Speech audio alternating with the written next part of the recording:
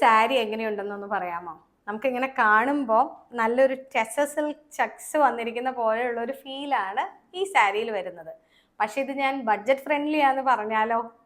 ഇത് ശരിക്കും സൂപ്പർ നെറ്റിലാണ്, പക്ഷെ അതിലൊരു ടിഷ്യൂ വീവ് ഉള്ളത് കാരണം ശരിക്കും നമുക്കൊരു ടിഷ്യൂവിൻ്റെ ലുക്ക് പ്ലസ് ഒരു ടെസറിൻ്റെ ഒക്കെ ഒരു ചായയായിട്ട് തോന്നുന്നത്. പ്ലസ് ഈ പൈപ്പിംഗ് ബോർഡറും കൂടെ വന്നു കഴിയുമ്പം സാരി അത്ര ഫീൽ ചെയ്ത് നോക്കിയാൽ മാത്രമാണ് നമുക്ക് ഇതിൻ്റെ അകത്തെ മിക്സ് മനസ്സിലാവുള്ളൂ.